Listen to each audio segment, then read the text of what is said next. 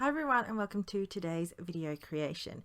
Now I've based my creation today on the Wow Embossing Powder Facebook fan page June challenge, where it's about repeat stamping. Now with Wow Embossing Powders, they are known for their embossing powders, they're known for other products and stamps they also have, but one thing they're absolutely known for is their clear ultra slow drying ink. Now I'm going to pair this with the Perfect Pearls. I know you can use other sticky ink, but because this is ultra slow drying ink, this allows me and gives me plenty of time to play and decide on stamp layouts and ideas. So what I've done today is I've created a background with the Ultra Nude Dainty Bouquet, and I've just chosen one of the stamp sets, and I'm going to repeat stamp that one image all over a black cardstock. I find the Perfect Pearls are beautiful, not only adding some beautiful pearlescent sheen designs on any of your projects for spritzing or anything else, but for this method, which is what they're known for, it's perfect. So this went hand in hand with the embossing pad. So I wanted to show you another way to use what you've got in your stash.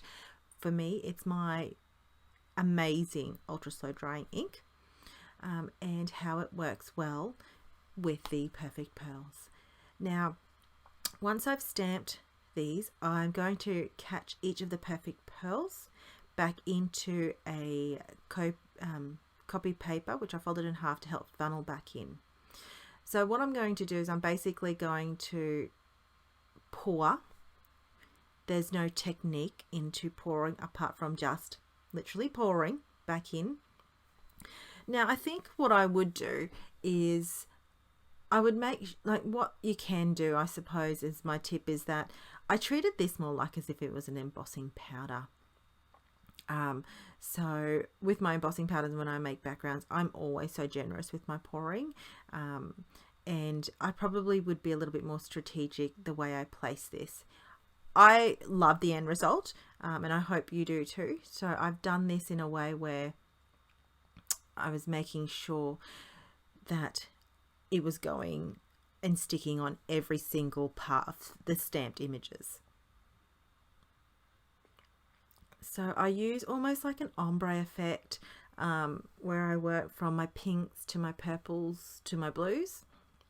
I really like the overall look, and then once I've tapped as much as I can off so I can funnel it back in, I'm going to use the Perfect Pearls brush, which came in a kit a very long time ago. So I have had this for a very, very long time, and I don't get to utilize it as much, so I thought this is a great way to bring back the usage of just creating a background. So you can see I was actually pretty rough in this process of dusting that off. I wanted to make sure that apart from before I actually spritzed it to set it into place, I actually wanted to get as much of the actual leftovers and excess away.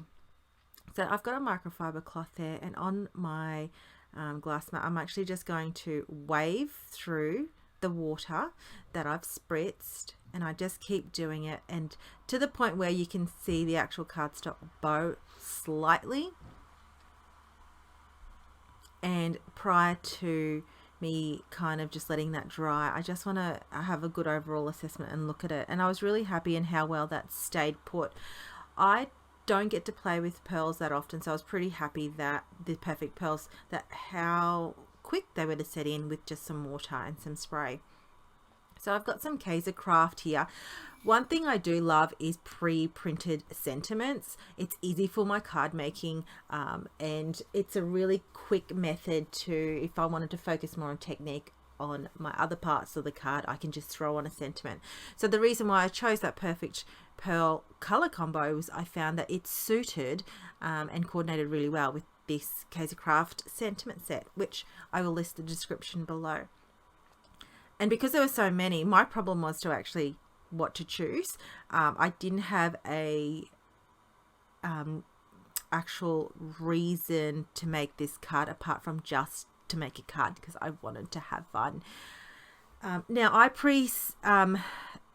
heated with the Long Island tea and added some ultra high gold flakes, sorry, granules into my card here, where I'm going to die cut the bow from the lawn fawn. Now, having said that, I do this a lot in the background where I'll actually heat emboss a lot of panels and have it ready for sentiments to die cut with. And I decided to do it with instead of a sentiment today is with the bow. So that is why I have that ready. I don't know about you, but that's one of my tips of having some of these panels ready to die cut. Now I wanted to make that a little bit more pliable. So I've just, with my bone folder, I've just actually made that bow a little bit more softer so I can bend it more. And I'm going to use glue dots to adhere and make sure this bow's all together. I don't know what it is, but I'm on struggle street for words this morning and getting it out. All right. So once I'm happy with all the placements, now I use glue dots for a lot of bow placements, a lot of embellishment placements. I find that it's actually quite a really tacky adhesive and it sticks really well. Now, once I've chosen the sentiment, I'm going to have a birthday one here. I can never have enough birthday ones in my stash. Let me tell you, I always go through them. And one thing I do have to work on, and this is a personal goal, is more masculine cards. I don't know about you, but I never make enough of them when I need them. Okay, so I'd adhere this black panel down, the cardstock, on a 5x7 side folding cardstock.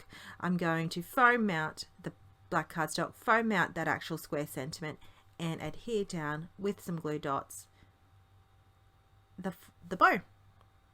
And that's really it. I'm going to finish off with a couple of rhinestone embellishments, but that was a pretty simple card. Anyone can make this. If you've got your perfect pearls in your stash, bring it out. Use it with your stickying. It's so versatile and it's something that needs to be used more because it's just so beautiful. I often forget the impact the perfect pearls have on my cards. And I just love that shimmer. I'm going to bring some pretty pink posh party mix. I'm going to use some liquid adhesive. I think because at this time I didn't really know where I was going to place it. And I bring out like the teal from that party mix. Out the purple and a pink. And there you go. It all matched really and coordinated really well. I was really happy with my overall card. So thanks for watching. I hope you enjoyed today's quick card tutorial. And I can't wait to read your comments. See you later.